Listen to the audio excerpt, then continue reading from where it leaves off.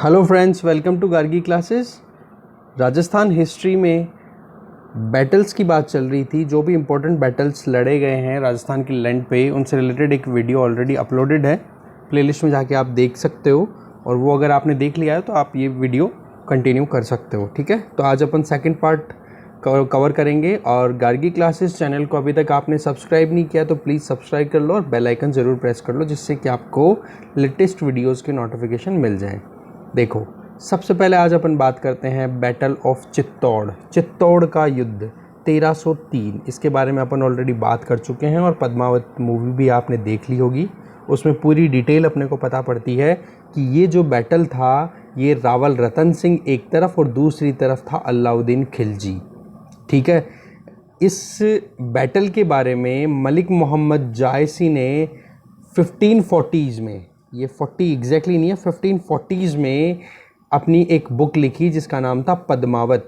उसमें इस बैटल के बारे में उन्होंने डिटेल दी है। ठीक है, ये बैटल लड़ा गया था 1303 में, 1303 AD में। और इसी टाइम पे चित्तौड़ का फर्स्ट जौहर भी परफॉर्म किया गया था रानी पद्मावती या रानी पद्मिनी के द्वारा। ठीक है, तो ये जो इम्पोर्टेंट चीज़ है ये अपन ने डिस्कस की। इसमें होता क्या है, राघव चेतन करके एक म्यूजिशियन, एक स्कॉलर होते हैं, वो रावल रतन सिंह के यहाँ पर मेवाड़ में एक तरीके से एज एन एम्प्लॉय काम करते रहते हैं। ठीक है, फिर कुछ उनकी कुछ ऐसी एक्टिविटीज़ थी जो कि कहीं ना कहीं चीट करने वाली थी या फिर एक तरीके से गलत थी। तो उनको रावल रतन सिंह ने जैसे ऑब्जर्व किया तो इनको देश निकाला कर दे दिया, मतलब निकाल दिया गया था मेवाड़ से। तो फिर ये वहाँ से अपनी बेइज्जती का बदला लेने के लिए अल्टीमेटली पहुँच गया अलाउद्दीन खिलजी के कोर्ट में दिल्ली। और दिल्ली पहुँच करके अलाउद्दीन खिलजी को भड़काया कि रानी पद्मिनी है, वो बहुत सुंदर है, ब्यूटी के बारे में उसको उकसाना शुरू कर दिया। और इस चीज़ में फिर अलाउद्दीन खिलजी ने एक इंटरेस्ट लेना शुरू कर दिया। तो उस इंटरेस्ट के चलते फिर अलाउद्दीन खिलजी मेवाड़ की कैंपेन की तरफ निकलता है, अपनी खुद की डिज़ायर्स पूरी करनी, और साथ में राघव चेतन का ये जो एक ट्रिगर था ये काम कर गया। ठीक है, तो इस तरीके से ये अलाउद्दीन खिलजी का इंटरेस्ट मेवाड़ की तरफ होना शुरू हो गया था। साथ में इसमें दो बंदों का नाम आता है, गोरा और बादल। ये रानी पद्मिनी के ही रिलेटिव थे, एक चाचा था और एक नेफ्यू था। तो इस तरीके से इनके बीच में ये जो लड़ाई होती है रावल रतन सिंह या फिर मेवाड़ और अलाउद्दीन खिलजी के बीच में, तो गोरा बादल जो है वो रावल रतन सिंह की तरफ से लड़ाई करते हैं। ठीक है, और उन्होंने अपनी शहादत भी दी है। स्टोरी में ऑलरेडी डिस्कस कर चुका हूँ। ठीक है, तो उसके बारे में अपन ज़्यादा डिटेल में ना जा करके मोटी मोटी चीज़ें देखते हैं कि बैटल ऑफ चित्तौड़ में क्या है। ठीक है, गोरा बादल ने सपोर्ट किया किसका? रावल रतन सिंह का। और ये बैटल जो था ये जीता गया था अलाउद्दीन खिलजी के द्वारा, और डेट थी अगस्त 26, 1303 AD। ठीक है, इसके बाद में जालोर का जो चीफ था मालदेव, उसको फिर यहाँ का चीफ बना दिया गया। मतलब उसके हाथ में चित्तौड़गढ़ फोर्ट की चाबियाँ पकड़ा दी थी अलाउद्दीन खिलजी ने। तो ये है चित्तौड़गढ़ का फोर्ट या चित्तौड़ का बैटल 1303 में जो लड़ा गया था। अब देखते हैं बैटल ऑफ सीवाना। ये 1308 में लड़ा गया था। ये भी अलाउद्दीन के कैंपेन की वजह से ही ये बैटल लड़ा गया था। अलाउद्दीन खिलजी जो था वो जालोर की तरफ जा रहा था युद्ध लड़ने के लिए, तो उससे पहले सीवाना आता है, तो सीवाना वाले रीजन में इसने लड़ाई लड़ी। ठीक है, तो ये आज के टाइम पे सीवाना बाड़मेर डिस्ट्रिक्ट में एक तहसील है। ठीक है, और ये जो बैटल है, ये बैटल अलाउद्दीन खिलजी के एक मिलिट्री लीडर जिसका नाम था मलिक कमालुद्दीन कुर्ग। ठीक है, कमालुद्दीन कुर्ग भी कहीं लिखा हुआ मिल सकता है, तो कंफ्यूज नहीं होना है।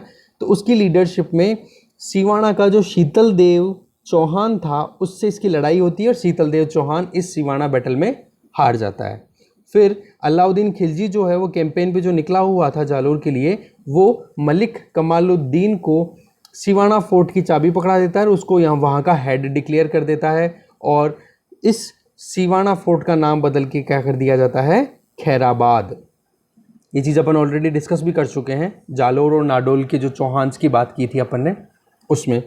ठीक है, तो इस तरीके से अलाउद्दीन खिलजी ने फोर्ट को कैप्चर कर लिया, बीसीज कर दिया और अपने कैंपेन को कंटिन्यू रखा कहाँ पे, जालोर की तरफ। ये जो इवेंट था इसको मेमोरेबल बनाने के लिए, इसको मेमोरेबल मेमोरी की तरह कमेमोरेट करने के लिए एक एनुअल फेयर भी ऑर्गेनाइज किया जाता है आज के टाइम पे। ठीक है, क्या नाम है उस मेले का, कल्याण सिंह का मेला। ये बहुत इंपॉर्टेंट आर्ट एंड कल्चर में भी अपन बात करेंगे इसकी। तो कल्याण सिंह का मेला जो है वो इस बैटल को कमेमोरेट करने के लिए, याद करने के लिए भरा जाता है इसी फोर्ट में। ठीक है, कब, श्रावण मंथ, और श्रावण मंथ लगभग आप देखोगे तो ग्रेगोरियन कैलेंडर के अकॉर्डिंग जुलाई अगस्त मंथ में, जो अभी करंटली गया ही है। ठीक है, तो इस तरीके से ये सिवाना का बैटल अपन ने डिस्कस किया। इसमें क्या क्या, कौन कौन से स्टेक होल्डर्स थे, क्या रिजल्ट रहा और क्या इसके कॉन्सिक्वेंसेस देखे गए। फिर नेक्स्ट जो बैटल है, फिर जालोर पहुंच गया। जालोर में 1311 से 1312 तक ये बैटल कंटिन्यू रहा। इसमें अलाउद्दीन खिलजी ने कानड़दे, राव कानड़दे जो था उसको इस बैटल में हराया था। इस बैटल की जो डिटेल है वो कानड़दे प्रबंध करके एक बुक है जिसके राइटर थे पद्मनाभ। ये अपन बात भी कर चुके हैं राजस्थान की लिटरेचर में, लिटरेचर ऑफ राजस्थान, तो वहाँ पर भी ये डिटेल मिलती है कि कानड़दे प्रबंध के राइटर कौन है, तो पद्मनाभ, इन्होंने कानड़दे प्रबंध लिखी। इस बैटल की डिटेल वहाँ पर अपने को मिलती है। अब ये बैटल का ओरिजिन कहाँ से होता है उसकी थोड़ी सी स्टोरी जानो। अलाउद्दीन खिलजी की बेटी फिरोज़ा, वो वीरमदेव जो कि कानड़दे का, ये कानड़देव जो था जालोर का किंग, उसका बेटा था और वो पोस्टेड था अलाउद्दीन खिलजी के कोर्ट में। ठीक है, अब होता क्या है, फिरोज़ा का लव, मतलब वन साइडेड लव शुरू हो जाता है वीरमदेव से। तो इस बात को लेकर के अलाउद्दीन खिलजी कानड़देव को अपने यहाँ पे बुलाता है और उससे बात करता है कि भाई ऐसे ऐसे करके मेरी बेटी आपके बेटे से शादी करना चाहती है। तो उस टाइम तो कानड़देव क्या बोल देता है कि ठीक है शादी कर लेंगे, पर इस चीज़ को ये क्लियर थी कि हम कैसे भी करके हमारे रिलीजन को हम कन्वर्ट नहीं होने देंगे, क्योंकि रिलीजन को लेकर के एक इशू और बताऊंगा मैं अभी आपको, जो ऑलरेडी डिस्कस भी कर चुके हैं, पर इसकी वो तार यहाँ पे लिंक करूंगा मैं एक। ठीक है, पहले ये समझ लेते हैं अपन। तो कानड़देव कोर्ट में तो एक्सेप्ट करके आ गया कि ठीक है मेरे बेटे की शादी मैं आपकी बेटी से कर दूंगा, पर जैसे ही वो जालोर आया तो उसने, कानड़देव ने अपने बेटे वीरमदेव के साथ मिलकर के और युद्ध की तैयारियां शुरू कर दी कि मैंने अब हाँ तो कर दी, अब मना करूंगा तो अलाउद्दीन खिलजी थोड़ा सा सन की आदमी है, ये ज़रूर अटैक करेगा। तो इस चीज़ के लिए पहले ही तैयार हो चुका था कानड़देव। अब यहाँ पर थोड़ी सी मैं आपको चीज़ बताता हूँ कि एक तो इस शादी के लिए मना करना अलाउद्दीन खिलजी को कि भाई मेरा बेटा तैयार नहीं है, या फिर हम मोहम्मडन्स के साथ में हमारा रिलेशन, मैट्रिमोनियल रिलेशन स्टैब्लिश नहीं करना चाहते। दूसरा, अपन ऑलरेडी एक डिस्कशन कर चुके हैं जिसमें उलुग खां और उसके साथ में एक और नाम बताना आप मुझे कमेंट बॉक्स में। ठीक है, मैं केवल कोडिंग में बात करूंगा क्योंकि रणथंबोर वाला जो इशू था उसमें उसका नाम रिपीटेडली आता रहता है उलुग खां के साथ में। तो जब ये गुजरात कैंपेन से वापस आ रहे थे सोमनाथ मंदिर को लूट के, तो उस टाइम पे कानड़देव सोनगरा ने इनको दोनों को, जो मिलिट्री कमांडर्स थे अलाउद्दीन खिलजी के, इन दोनों को रोक लिया था और उनसे जो कुछ भी वो लेकर के आए थे सोमनाथ से वो वापस ले लिया था या फिर उनको डैमेज कर दिया था। तो कहने का मतलब एक तो शादी के लिए मना करना, और दूसरा जो उलुग खां गुजरात को लूट करके, सोमनाथ टेम्पल को लूट करके जो धन लेकर के आ रहा था वापस दिल्ली, उनको रोक देना। तो इन दोनों चीज़ों से अलाउद्दीन खिलजी बहुत बुरे तरीके से नाराज़ हो गया। ठीक है, तो इसके बदले में फिर अलाउद्दीन खिलजी ने अटैक करना शुरू किया जालोर पे, और जालोर के चक्कर में पीछे फिर सिवाना भी आ गया था, अपन ने बात कर ली ऑलरेडी। तो ऐसे करके कानड़देव ने अपनी 5000 जो मिलिट्री आर्मी पर्सनल्स थे उनके साथ में लड़ाई की और लगभग 3 से 4 साल तक जालोर फोर्ट को डिफेंड किया। तो ये अपने आप में बहुत ज़्यादा सिग्निफिकेंट एक एक्टिविटी रही है हिस्टोरिकल पॉइंट ऑफ व्यू से। जैसे ही कानड़देव और उसके बेटे वीरमदेव की मौत हुई तो उसके बाद में कानड़देव का छोटा भाई, यंगर ब्रदर, जिसका नाम था मालदेव, ठीक है, उसको फिर यहाँ की चाबी भी संभला दी गई। तो मालदेव को चित्तौड़ की तो पहले मिली गई थी और साथ में अब जालोर का भी वो किंग बन गया। और फिर जालोर कंटिन्यूस सल्तनत के अंडर में ही काम करता रहा जब तक कि सल्तनत खुद ना उखड़ गई। ठीक है, इस तरीके से। अब थोड़ा सा स्टोरी अपन ये ऑलरेडी विरमदेव वाली, फिरोजा वाली ऑलरेडी डिस्कस कर चुके हैं, तो रिपीट करने की कोई इशू नहीं है। ठीक है, तो इस तरीके से बैटल ऑफ जालोर अपना यहाँ पे कंप्लीट होता है 1311 से 12 के बीच में। फिर नेक्स्ट है बैटल ऑफ सारंगपुर। ये 1437 एडी में लड़ा जाता है और ये बैटल लड़ा जाता है राणा कुंभा और दूसरी तरफ महमूद खिलजी ऑफ मांडू, मांडू का सुल्तान महमूद खिलजी, और एक तरफ राणा कुंभा मेवाड़ का। अब राणा कुंभा जो था वो राणा मोकल का बेटा था और ये किंग बना 1433 में। ठीक है, और इन दोनों के बीच में, कुंभा के और इस खिलजी के बीच में लगभग 3 बैटल लड़े गए। लगभग क्या एक्यूरेट 3 बैटल, एक तो सारंगपुर, एक मांडलगढ़ और एक बनास का युद्ध, 3। अब होता क्या है, जो कुंभा का पिता राणा मोकल था उसको एक पूरी कॉन्स्पिरेसी के बेसिस पे उसको असैसिनेट कर दिया जाता है और जितने भी असैसिन्स होते हैं, मारने वाले होते हैं कुंभा के पिता राणा मोकल को, उनमें से एक जाकर के महमूद खिलजी से शेल्टर ले लेता है कि भाई आप मुझे प्रोटेक्शन दो, क्योंकि कुंभा फिर बदला लेने पे आ चुका होता है। तो वो महमूद खिलजी के पास जाके रहना शुरू कर देता है और वहाँ पर कुंभा रिपीटेडली बोलता है कि भाई तुम फ्री करो इसको, मुझे इससे बदला लेना है। पर महमूद खिलजी ने मना कर दिया। तो इसके चलते फिर राणा कुंभा ने अटैक कर दिया किस पे, मांडू पे। फिर जाके बैटल होता है सारंगपुर का और इस बैटल में महमूद खिलजी की हार होती है और महमूद खिलजी को पकड़ लिया जाता है, पर 6 महीने तक तो अपने साथ में रखता है। फिर उसके बाद में राणा कुंभा इसको लिबरेट कर देता है, छोड़ देता है, बिना कोई बात के या फिर ऐसा कोई कंडीशन लगाए बिना ही छोड़ देता है। तो ये इस तरीके से क्या होता है कि एक एम्बेरसमेंट हो जाता है महमूद खिलजी के लिए।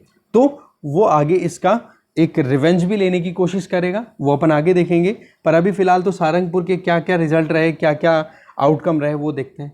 सबसे पहले तो राणा कुंभा ने विजय स्तंभ, कीर्ति स्तंभ भी जिसको अपन बोलते हैं, टावर ऑफ विक्ट्री बनवाया चित्तौड़गढ़ फोर्ट में ही, इस विक्ट्री को कमेमोरेट करने के लिए।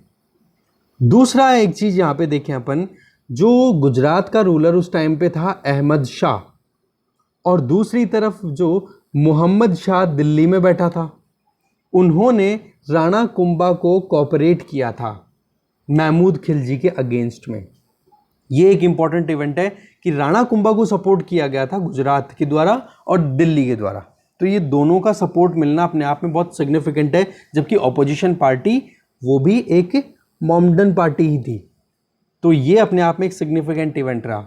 दूसरा, इसी टाइम पे जो दिल्ली का सुल्तान और गुजरात का सुल्तान जिन्होंने मिलके राणा कुंभा को सपोर्ट किया, तो राणा कुंभा को हिंदू सुल्ताना का टाइटल भी दे दिया इन दोनों ने मिलके। और क्या कहा, हिंदू सुल्ताना मतलब हिंदू सुल्तान, क्योंकि उस टाइम पे जैसे जैसे टर्क्स का या फिर जो मोमडन्स का, अरब्स का, इनका डोमिनेशन, मतलब इनकी डोमिनेंस क्रिएट होना शुरू हो रही थी, धीरे धीरे इनका राइज हो रहा था।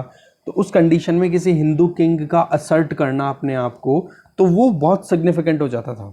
इसलिए हिंदू सुल्ताना का टाइटल दिया गया उन दोनों मोमडन किंग्स के द्वारा। ठीक है, तो इस तरीके से राणा कुंभा पहला हिंदू रूलर था जिसको मुस्लिम सुल्तानों ने कोई टाइटल दिया हो। तो ये इंपॉर्टेंट चीज़ है, याद रखना आप। फिर ये बैटल हो गया सारंगपुर का। अब बात करते हैं बैटल्स, 2 बैटल्स की, जिसमें मांडलगढ़ और बनास। मांडलगढ़ वाला होता है 1442 में और बनास वाला होता है 1446 में। अब महमूद खिलजी जो है अब जाकर के वापस सुल्तान बन जाता है मांडू का, क्योंकि छोड़ दिया है कुंभा ने। तो पर उसकी एक डिज़ायर बनी रहती है कि मैं कैसे भी करके बदला लूँ। तो 1442 एडी में जब राणा कुंभा अपने हाड़ौती के एक्सपीडिशन पे गया था, हाड़ौती को जीतने के लिए निकला हुआ था, तब मांडू के इस सुल्तान महमूद खिलजी को मौका मिला कि भाई अब मेवाड़ अनप्रोटेक्टेड है, क्यों ना अटैक कर दिया जाए। तो महमूद खिलजी ने मेवाड़ पे अटैक कर दिया। अब पीछे से दीप सिंह करके एक लीडर था, मिलिट्री लीडर, उसने बहुत गजब तरीके से 7 दिन तक तो महमूद खिलजी के अटैक को कंटेन किया, पर फिर उसकी डेथ हो जाती है। फिर उसके साथ साथ में ही कुंभा तक भी न्यूज़ पहुंच जाती है कि ऐसे करके महमूद खिलजी ने दोबारा से अटैक कर दिया और अभी फ़िलहाल वो मेवाड़ की एरियाज़ में पहुंच चुका है। तब कुंभा जो है वो अपना खुद का हाड़ौती का एक्सपीडिशन है उसको तो छोड़ता है और वापस आ जाता है लड़ने के लिए, कहाँ पे, मेवाड़ वाले रीजन में। और फिर मिलते कहाँ पर है, मांडलगढ़। और अल्टीमेटली फिर मांडलगढ़ में वापस से महमूद खिलजी की हार होती है। ठीक है, फिर इसके बाद में दोबारा से जब मौका मिलता है इसको महमूद खिलजी को, तो फिर से अटैक कर देता है। फिर लड़ाई होती है बनास की, बैटल ऑफ बनास 1446 में, और इसमें भी कुंभा जीतता है। तो इस तरीके से कंटिन्यू 3 बैटल्स में हार होती है महमूद खिलजी की। तो कहने का मतलब ये है फिर उसके बाद में कभी भी ऑफेंसिव एक्टिविटीज़ करनी बंद कर दी थी महमूद खिलजी ने, राणा कुंभा को लेकर के स्पेशली। ठीक है, तो आई गेस तीनों बैटल्स आपके समझ में आए होंगे। Next, battle of Nagaur. इसमें थोड़ा सा अपने को हिस्ट्री हल्की सी समझनी पड़ेगी, वो देखते हैं अपन। यहाँ डायरेक्टली जो किंग कंसर्न्ड है उनकी बात करते हैं। देखो, बैटल ऑफ नागौर की अगर बात की जाए तो इसमें मुजाहिद खान जो है वो अपने पिता शम्स खान को गद्दी से हटा के और नागौर से भगा देता है कि भाई तू तो यहाँ से भाग। ठीक है, शम्स खान को मुजाहिद खान भगा देता है, जो उसका बेटा ही था शम्स खान का। ठीक है, फिर शम्स खान जो है वो शेल्टर लेने के लिए पहुंच जाता है राणा कुंभा के पास में कि आप मुझे शरण दो और ऐसे करके मेरे साथ धोखा हुआ है और मुझे बदला लेना है। तो कुंभा ने कुछ कंडीशन लगाई कि बोले कि जो नागौर का तुम्हारा फोर्ट है उस पर आप जो रैम्पेट बना रहे हो, चारों तरफ की दीवार बना रहे हो, वो नहीं बनाओगे और मेरी सुप्रीमेसी आपको एक्सेप्ट करनी पड़ेगी। तो इन चीज़ों को एक्नॉलेज कर दिया वहाँ पे शम्स खान ने। तो इस बात से उनका एग्रीमेंट हो गया। एग्रीमेंट के बाद में फिर कुंभा ने एक बड़ी आर्मी के साथ में नागौर की तरफ मार्च किया, मतलब बढ़ गया, और अल्टीमेटली जो मुजाहिद खान था उसको हरा दिया और शम्स खान को गद्दी पे बिठा दिया। पर होता क्या है, शम्स खान जो है वो अपनी प्रोमिसेस से दूर हो जाता है, वो नहीं मानता और फोर्टिफिकेशन स्टार्ट कर देता है। हेल्प किसकी लेता है, गुजरात के सुल्तान कुतुबुद्दीन की। तो ऐसे करके शम्स खान और ये दूसरा कुतुबुद्दीन, ये दोनों के दोनों अपोजिशन पार्टी बन जाती है कुंभा की।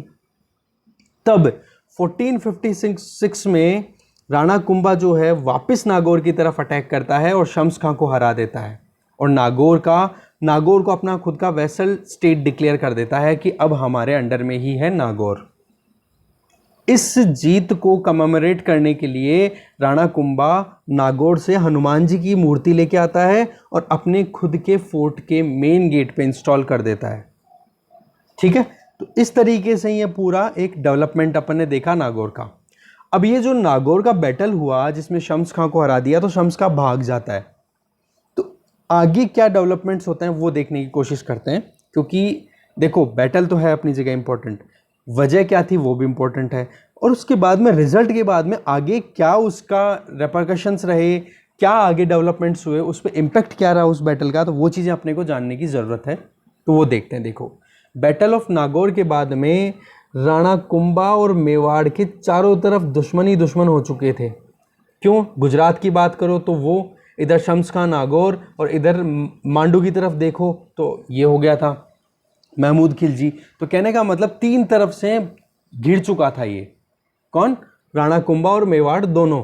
ठीक है, तो साथ में राणा कुंभा ने क्या किया, नागौर को जीतने के बाद कसीली, खंडेला और साकंबरी वाले रीजन को भी जीत लिया। कहने का मतलब हर जगह पे एनिमिटी इंक्रीज कर दी अपनी।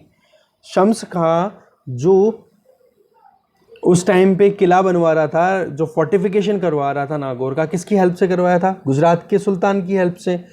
तो जैसे ही राणा कुंभा ने अटैक किया तो शम्स खां वहाँ से भाग जाता है, कहाँ पे, अहमदाबाद, उसी कुतुबुद्दीन के पास में, और वहाँ पर जाकर के अपनी बेटी की शादी कर देता है कुतुबुद्दीन से और मैट्रिमोनियल रिलेशनशिप स्टैब्लिश कर देता है। और फिर बोलता है कि अब मेरी हेल्प करो नागौर को वापस रिक्लेम करने के लिए।